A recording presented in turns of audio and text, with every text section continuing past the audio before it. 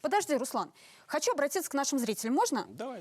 Люди, скажите, ну кто мусорит на озерах и местах отдыха? Ну признайтесь, кто вы такие? Напишите нам в соцсетях. Ну правда, достало уже. Слушай, Руслан. прямо думаешь, все такие сознательные, так тебе Так и никто не признались, признается, да? говорят, Слушай, все вот, убирают. Прямо сплошные экоактивисты, да. На самом деле, вот откуда берутся эти тонны мусора, которые настоящие волонтеры убирают там с Зелима, с Голубого озера, с Шамсудина? Что, инопланетяне завозят, что ли, его? Ну вот, люди мусорят, предприятия оставляют за собой отходы. Мы скоро вот погрязнем вот в этом мусоре. Слушай, вот то, что касается мусора там и отходов, да, вот люди, физлица, да, они гадят по-маленькому. А вот юрлицы, то есть промышленные предприятия, они ходят по-большому. Какая у тебя метафора Ну, зато интересная. прямо в точку, да. На самом деле, вот экология – это самая горячая тема последнего времени, и давай вот сегодня снова к ней вернемся. Вот я и говорю, достал уже, давай поговорим об этом. Давай.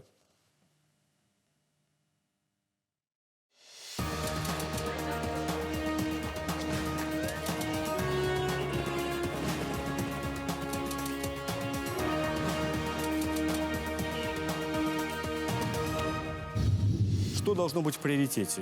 Сохранение природы или промышленное развитие? Типа вы местное население, здесь никто. Как это никто? Мы здесь живем. Да, работа, да, развитие экономики, но не ценой жизни людей и не ценой нашей экологии. Я думаю, что с людьми надо разговаривать. Люди стали более ответственно относиться к той земле, на которой они живут. Если ты разрушил что-то, надо наладить. А на какие шиши, спрашивается? На сегодняшний день 100% вопроса экологической безопасности не соблюдает никто. Цивилизация движется к гибели. Общество должно систематически требовать, а власть должна слышать и реагировать на это.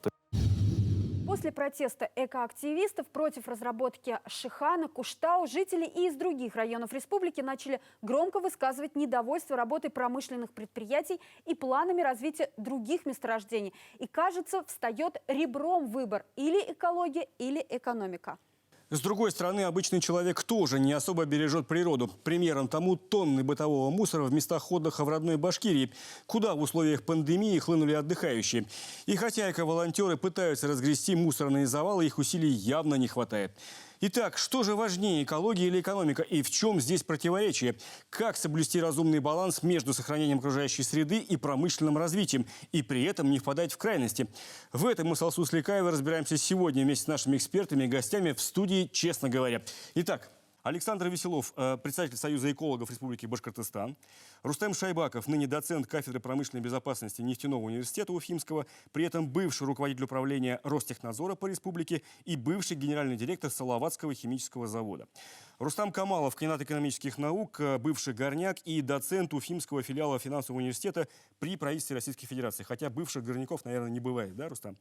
И Руслан Валиев, хорошо всем известный, главный редактор радиостанции «Эхо Москвы» в Уфе. Здравствуйте, уважаемые гости.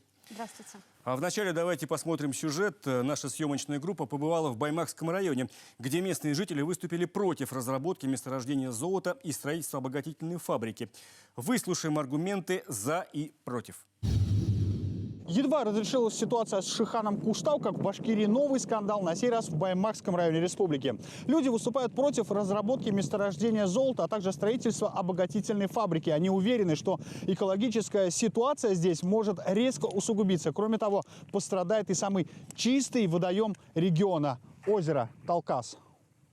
Неподалеку от уникального озера Талкас находится село Тубинский. Именно здесь и сейчас промышленники хотят разработать карьер для добычи золота. Но такая перспектива местных жителей не радует. Они считают, что взрывные работы нанесут озеру непоправимый ущерб. Нам вот этот Ивашов, ихний он генеральный директор, как бы считается, он нам что говорит? Он говорит, вот сейчас начнутся работы, мы начнем добывать золото, и мы, говорит, постепенно, говорит, вас будем, говорит, с поселка выселять, говорит. Типа вы местное население, здесь никто. Как это никто? Мы здесь живем, поэтому это наша общая земля. Вы вопрос задали, на какие меры пойдем? На все меры пойдем, чтобы не допустить. Очередной сход местных жителей у местной администрации. Люди снова выступают с протестами. Помимо разработки карьера у озера Талкас, они также требуют не допустить и строительства новой обогатительной фабрики в селе Семеновское. Во-первых, они травят воду, травят воздух, травят растения, травят. И мы травимся. И мы молчком тихо-мирно умираем от радиации. Ну как же мы должны быть за Семеновский карьер? Да, работа, да, развитие экономики, но не ценой жизни людей и не ценой нашей экологии. А вот директор Семеновского рудника считает, что все обвинения беспочвенны. Ведь никаких документальных доказательств загрязнения экологии у местных жителей нет. А вот у него наоборот, все с документами в порядке. Семеновский рудник работает круглосуточно и круглогодично. Правда, сырье, добытое здесь, увозится на переработку в Сибай. Там специалисты извлекают из породы лишь 50% золота. А если построить новую фабрику, говорит директор предприятия, то извлекаться будет до 85% полезного ископаемого. Да и затраты на перевозку упадут в разы. Те активисты, которые не хотят чего-то, непонятно чего, ну, я считаю, они должны отказаться от автомобилей, на которых они ездят, потому что там присутствует и медь, и цинк, и железная руда. Но нельзя же, по их разумению, ничего добывать. От компьютеров, от сотовых телефонов, где используется и золото, и серебро. Ну, выработки делаем, отвалы создаем, но это все рекультивируется. Новая фабрика и разработка карьеры – это новые рабочие места местным жителям. Только сейчас с Баймака, села Семеновского и соседнего Сибая на предприятии трудится более 400 человек. Раньше, когда старая фабрика была, работал, потом ее закрыли, пришлось уезжать. В другом районе жил, потом приехал обратно в Баймак и устроился там. И вот сейчас больше 2 года работаю здесь, и зарплата достойная, всем обеспечен, и семья рядом. Чем закончится конфликт вокруг Семеновского рудника, пока сказать трудно. По одному из сценариев руководство предприятия может пойти на временную приостановку работы, подождав, пока все протесты сойдут на нет. Но вот люди настроены решительно, готовы отстаивать свою землю и уже готовят иски в суд. Руслан, я знаю, ты следишь по долгу работы, да, за этой историей. Скажи, пожалуйста, можно ли считать Семеновское месторождение в Баймакском районе очередной горячей экологической точкой на карте республики? Можно считать ее таковой. Действительно, настроение людей, оно довольно-таки серьезное. И, в общем, они готовы стоять до конца, насколько я успел их понять и услышать. Вот. И предпосылки этой истории очень похожи. Предпосылки в том, что отсутствует диалог, отсутствует желание идти навстречу и разговаривать. Вот даже из сюжета мы видим, что руководитель компании использует такие аргументы, знаете, ну, немножко популистского характера. Вот. Но при этом объяснить людям, что ущерб возможно минимизировать, что конкретно их домам ничего не угрожает. Вот этой работой, прямой работы, на мой взгляд, не хватает. Именно об этом, кстати, люди и говорят. И об этом они говорили еще до истории с Куштау, поскольку их противостояние началось не вчера. Оно длится как минимум год последний. Понятно. Рустам, ну вот вы в курсе, да, истории Семеновского месторождения, и у вас наверняка есть свои аргументы и своя позиция по этому поводу. Ну, конечно. Во-первых, я хотел бы возразить уважаемому коллеге. Почему? Потому что, ну, во-первых, я Николая Ивашова неплохо знаю. Значит, и вот в таком, как было представлено, духе, он с людьми не разговаривает, это точно. Во-первых. Во-вторых, он местный житель, он сибайский, как говорится, уроженец, и семья у него, как говорится, родня живет там. То есть, ну, никакого интереса травить ни Сибай, ни Баймак, ни у него, ни у его компании нет, конечно. Почему, как вы считаете, да, почему местные жители выступают с такой позицией?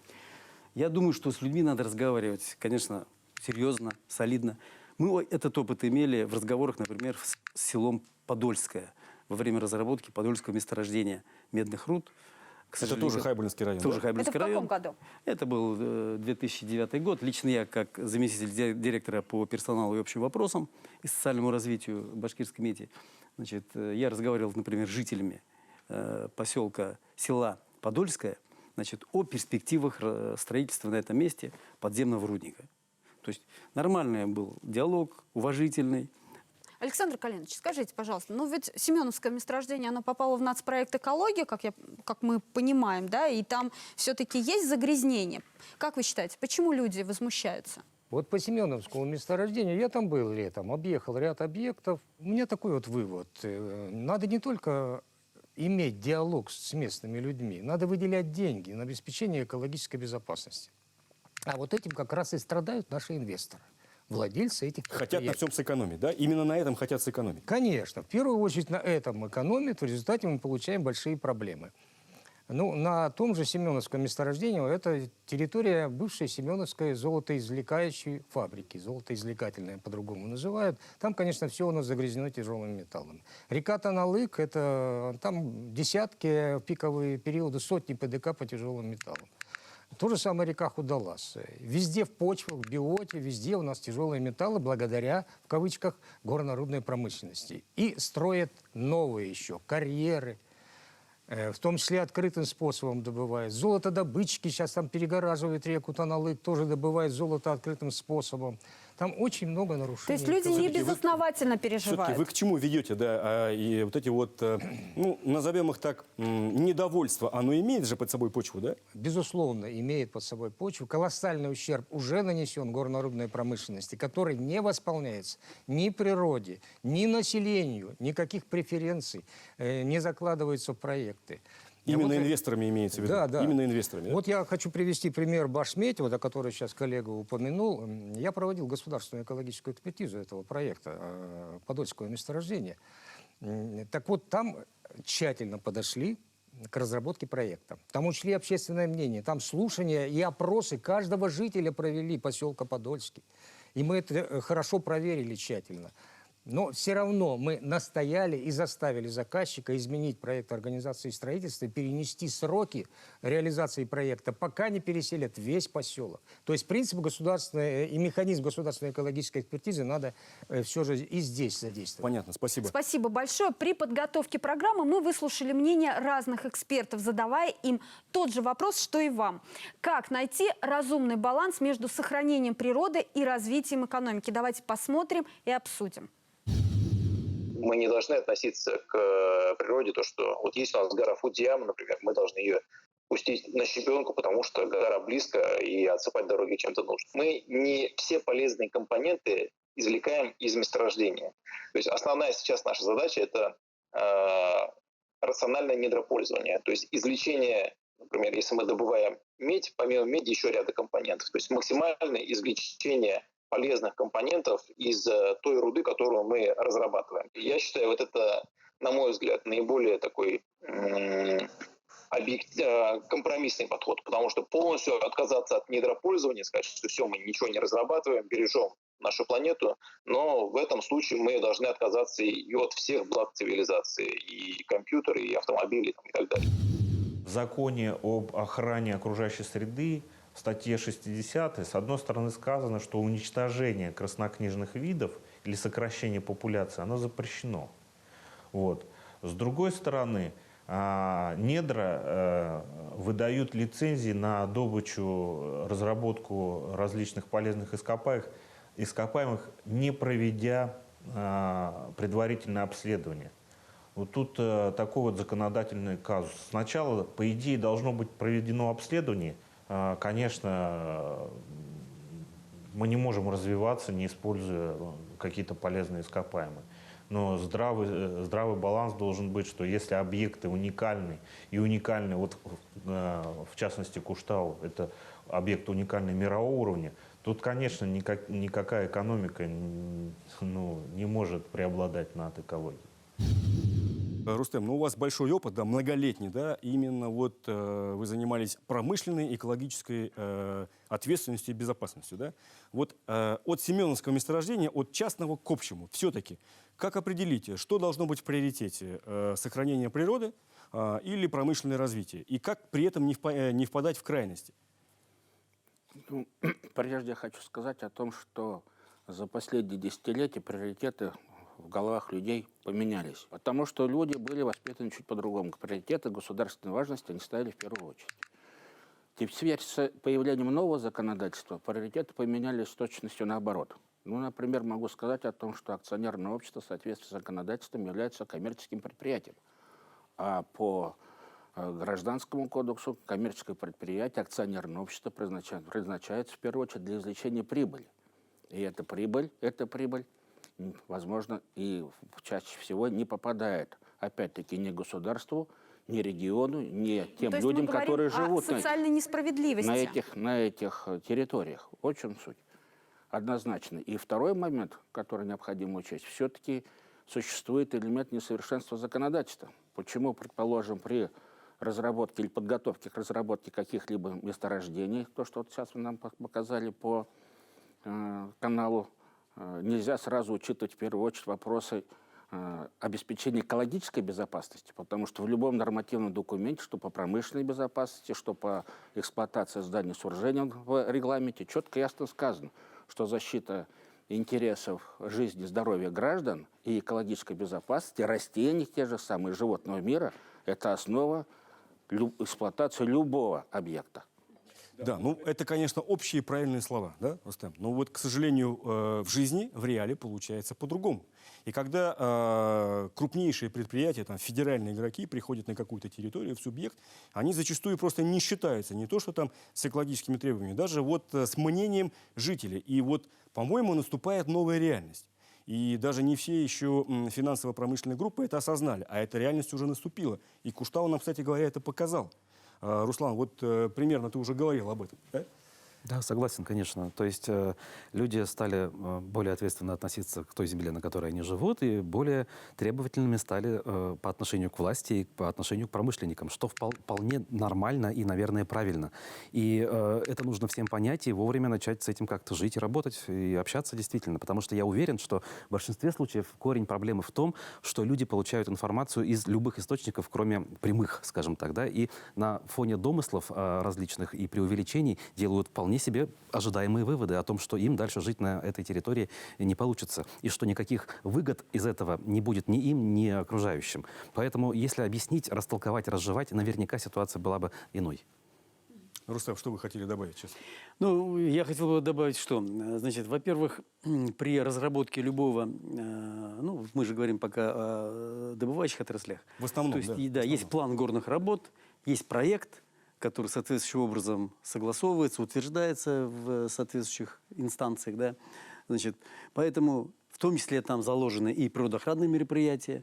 И если они не финансируются, вот как господин Веселов выразился, ну, это просто преступление. То есть специальные структуры, вот в том числе Рустем Ахтямович, где раньше работал, значит, должны эти вещи отслеживать и, значит, заставлять исполнять проект от и до. Вот. Поэтому, значит, все зависит, конечно, от добросовестности собственника, от добросовестности менеджмента или работников предприятия, которые работают там или не там. Вот, кстати, говоря о предприятии Ивашова, вот, Семеновское месторождение, я просто хорошо знаю историю этого предприятия. Значит, они несколько лет просто-напросто стояли, пока, значит, утверждался проект. Там 2 или 3 года практически они не работали. Лицензию они получили давно на отработку этого месторождения, но им не давали работать, потому что проект не был утвержден. Да, вот вы сами к этому подвели.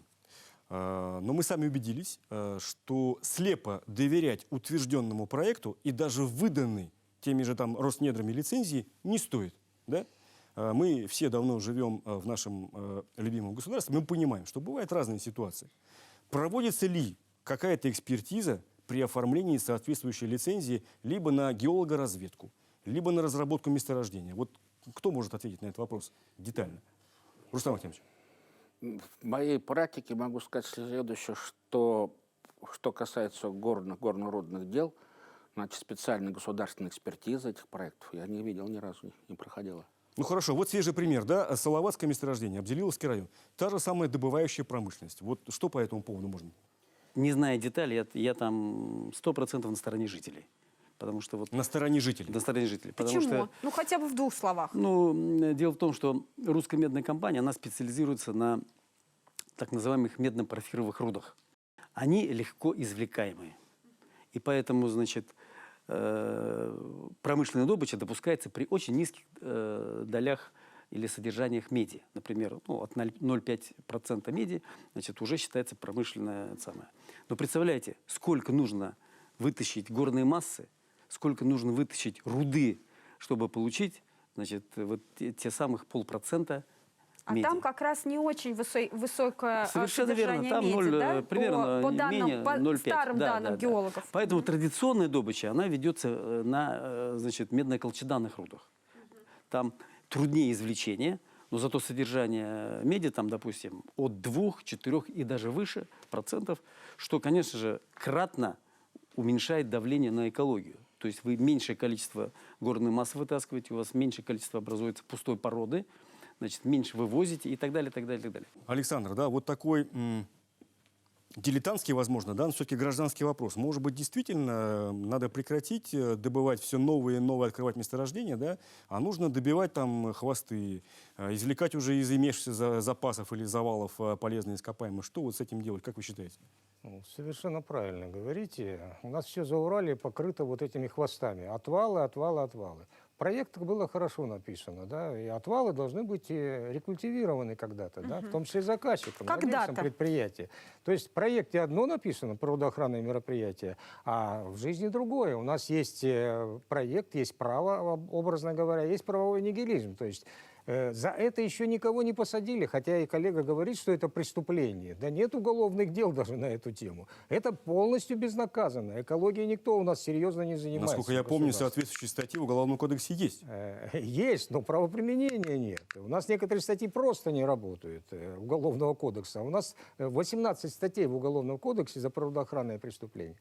Так вот, здесь у нас правовая проблема, вот в данном случае, в горном Зауралье. Правовая проблема в чем? Лицензия выдается Роснедрами, и все. Лицензия выдается на разведку и на добычу сразу, одновременно. Без всяких экспертиз. Проводится только оценка ведомственная Роснедрами, специалистами, и все. Спасибо, мы вернемся к разговору буквально через несколько минут. Слушай, ну вот хотелось бы, конечно, еще поговорить там про вот потенциальную горячую там экологическую карту республики. Где еще там тлеет, где типа еще загорится возможно где? Там протесты там местных жителей, да, против очередного рудника либо месторождения. Смотри, а мне кажется, нужно сказать о том, что активизм появляется на почве того, что люди понимают, что несправедливо распределяются ресурсы. Не увлекайтесь. Надо еще вспомнить про людей, которые тоже наносят вред природе, про самих граждан. Про Они туристов? тоже за собой Конечно. набирают, да? Да, давай об этом тоже обязательно поговорим. Хорошо. Да, это правильно. Да. Смотрите во второй части программы. Если ты разрушил что-то, надо наладить. А на какие шиши, спрашивается? Надо выделять деньги на обеспечение экологической безопасности. Получается, экология важнее, чем экономика. Вот именно, что такого быть не должно. Иначе мы вернемся в каменный век. На сегодняшний день 100% вопросы экологической безопасности не соблюдает никто. Цивилизация движется к гибели. Общество должно систематически требовать, а власть должна слышать и реагировать на это. В эфире БСТ программа «Честно говоря». И сегодня мы обсуждаем тему разумного баланса экологии и производства. Одним из проявлений этой проблемы стал рост внутреннего туризма в период пандемии коронавируса, когда всем стало ясно, что мы оказались к нему не готовы. Объем туристического мусора вырос в разы, и экоактивисты стали предъявлять претензии к другим гражданам. Давайте посмотрим материал на эту тему и обсудим. Озеро Шамсудин в Бирском районе. Десятки неравнодушных людей всего за пару часов собрали здесь на субботнике около 7 кубометров мусора.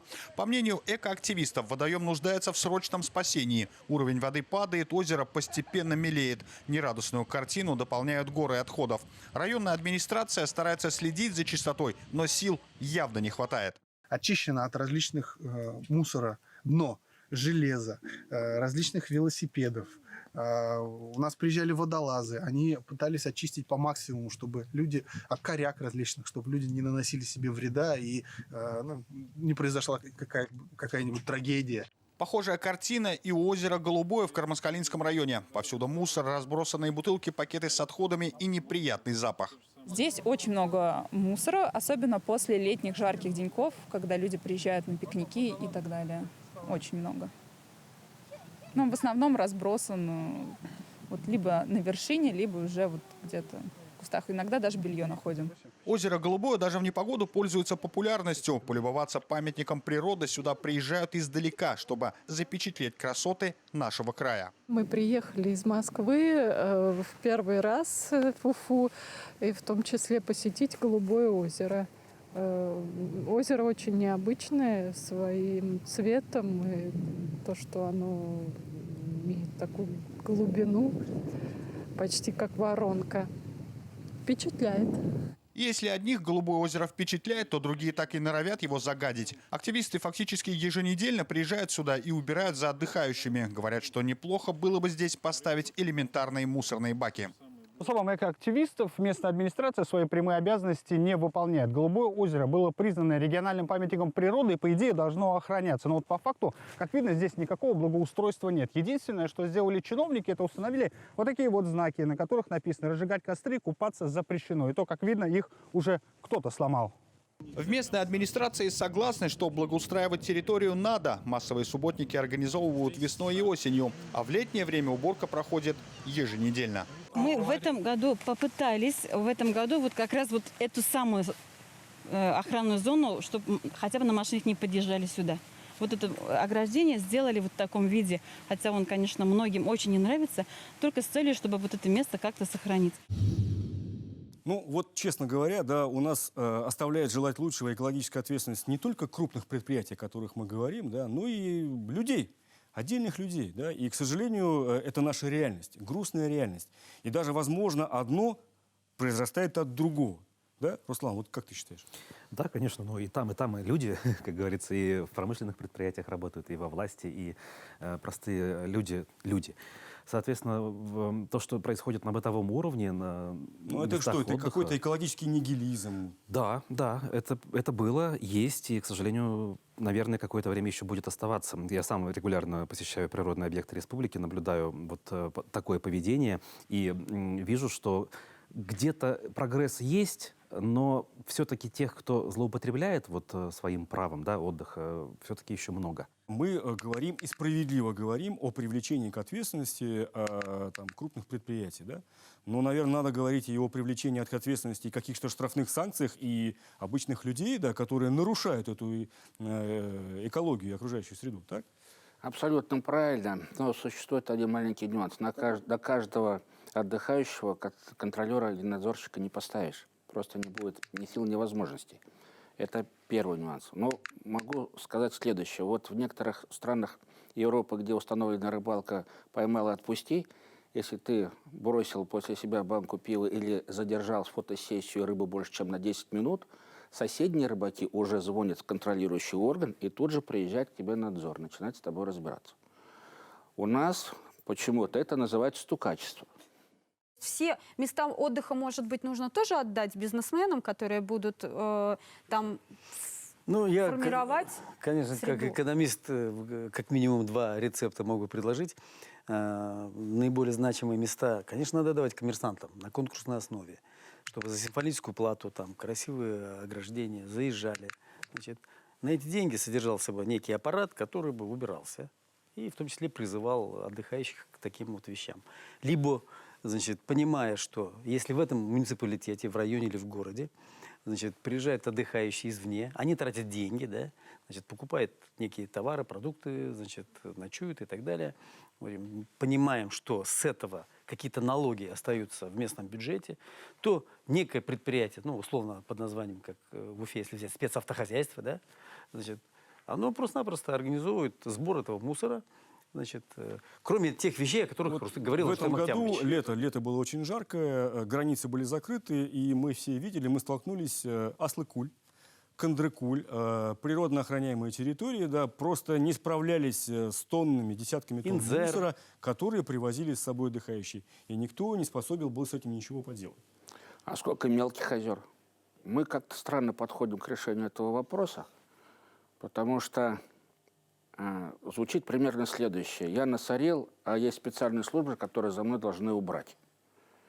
Работа, связанная с формированием в мозгах человека о чистоте своего дома, а дом – это не только квартира, площадка, где ты живешь. Дом – это республика, это страна, это планета, и мы должны все ее содержать в чистоте. И вот это воспитание надо начинать с детского сада. Постоянно. И чтобы родители показывали пример. Это чисто простая, банальная вещь, составляющая. А если говорить о финансировании, значит, то существуют платежи за негативное воздействие на окружающую среду. Каждое предприятие имеет соответствующие нормативы, платит. На сегодняшний день все эти платежи остаются на территории республики. Вот эти деньги в субъектах, в администрациях надо обязательно покрасить. Ну, условно, есть такое выражение. Что значит, что вот получил ты 100 рублей и потратить эти 100 рублей именно на поддержание экологической составляющей.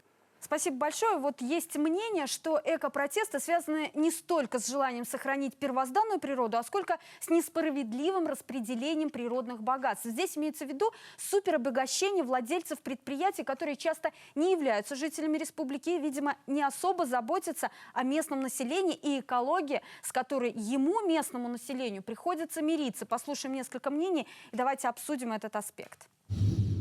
Если ты разрушил что-то, надо наладить. Вот, например, химпром, это же не фантазии, значит, накопленная грязь там, надо убрать это.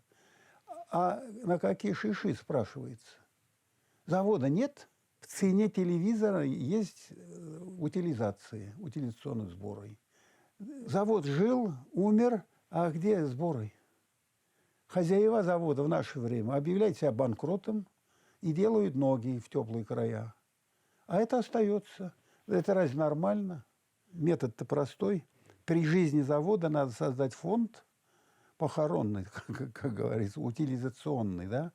Это значит, изъять надо из средств. А никто не хочет. Нету закона в России.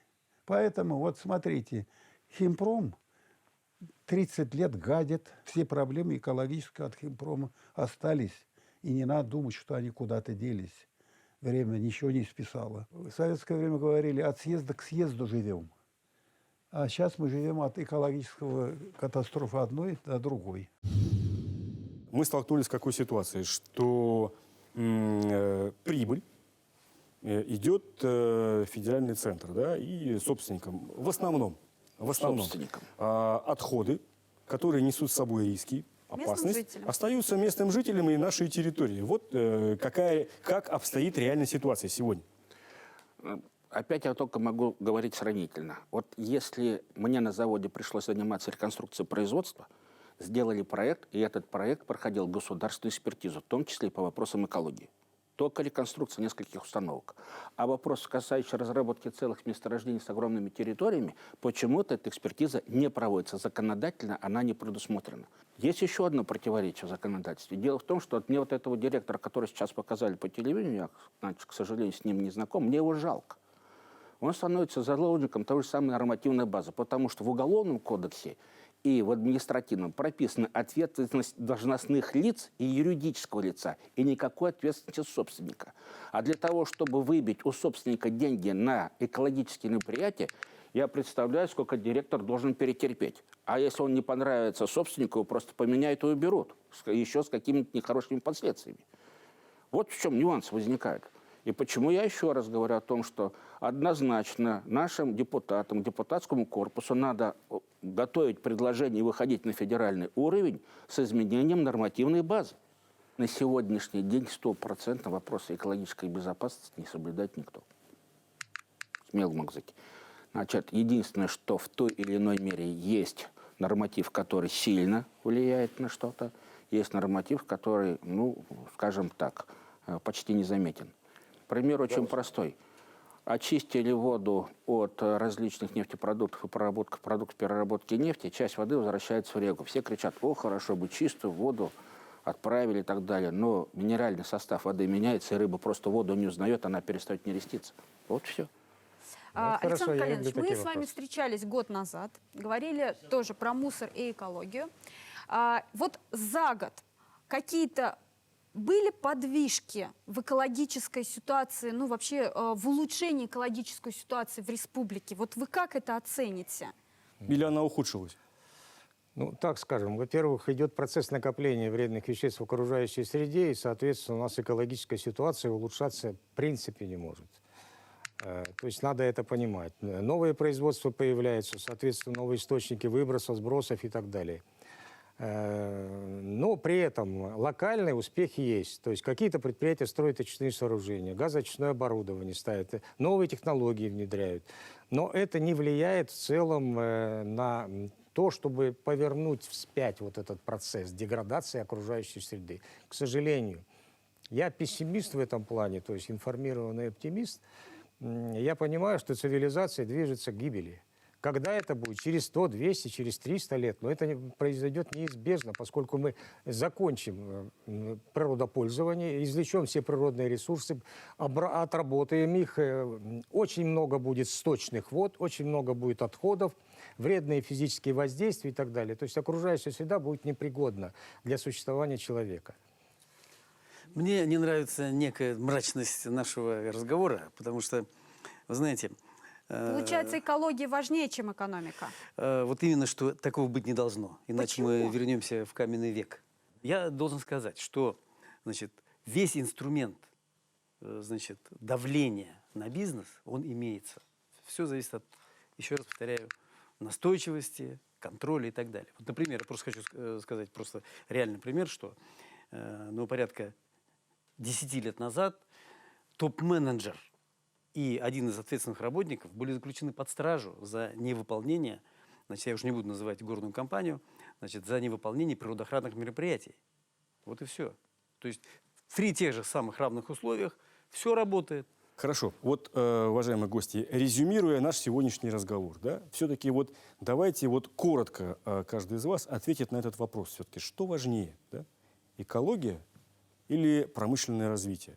Вот если поставить на весы эти две ценности.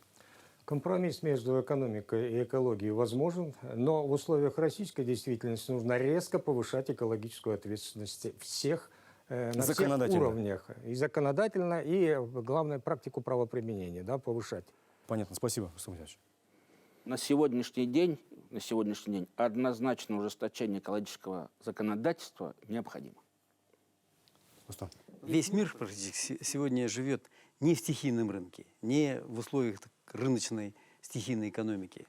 Он живет в так называемой кейнсианской модели экономики. То есть тогда, когда государство активно вмешивается в рыночные процессы. И, конечно, государство должно создавать институты, которые эффективно должны соблюдать тот самый баланс между экологией и производством. Руслан. Был вопрос, что важнее, экология или развитие промышленного производства. Вот, Как найти компромисс? Да, Где он? вот нет, наверное, ответа на этот вопрос. Я скажу, что важнее развитие институтов гражданского общества прежде всего. Общество должно систематически требовать защиты и отстаивания собственных прав, а власть должна слышать, слушать, соответственно, и реагировать на это. То есть должно быть движение на встречных курсах. И тогда наверняка вот этот баланс, он будет находиться вот в этих вот дискуссиях, в этих встречах, в конце концов. Где-то экология будет брать верх, там, где это действительно необходимо, как в случае с Куштау, а где-то все-таки здравый смысл с точки зрения развития экономики будет превалировать над экологическими какими-то... Ну, это такая вот идеальная конфигурация, к которой нужно, конечно, стремиться. Большое вам спасибо, уважаемые гости, за предметный, откровенный, главное, честный разговор. Да. Большое спасибо. Спасибо. До свидания. До свидания. Руслан, я как условная Грета Тунберг считаю, что промышленники сегодня имеют все возможности экономно расходовать природные ресурсы. Слушай, пока что ты как условная Баба-Яга, которая против почему? всего. Да. Грета Тунберг, у нее позиция простая. Да, не трогать ничего, пусть все лежит в земле, против добычи Это вот она Баба-Яга тогда. Слушай, как же промышленное развитие, технический прогресс, о чем мы говорили сегодня? Зачем же в крайности впадать-то, правда? Но я не в крайности. Я за все хорошее против всего плохого. Давай не будем лукавить. Промышленники по своей воле никогда не будут заботиться об экологии. Вот ключевое слово «по своей воле», да, потому что, как говорили классики марксизма-ленинизма, да, дай 300% любому бизнесмену, да, он пойдет на любое нарушение закона, и ничего с тех пор не изменилось. Все так же остается. Но к сожалению, да, как мы сегодня выяснили, да, обычный человек, он немногим отличается от бизнесменов, он тоже не соблюдает никакую экологию. Ах, вот так вот, да, ты вывернул? Да. Типа нечего пенять. Слушай, экологическая ответственность начинается лично с каждого. Окей, тебе слово. Честно говоря, старый экологический спор возобновился с новой силой. Копать нельзя сохранить, где поставить запятую. Как тут и честь соблюсти, и капитал приобрести? Экология окружающей среды касается всех и каждого. Но что же делать, если люди гадят по-маленькому, а заводы по-большому? До свидания. Берегите природу, мать вашу, а также себя и своих близких. Смотрите, честно говоря, на канале БСТ и во всех соцсетях страны.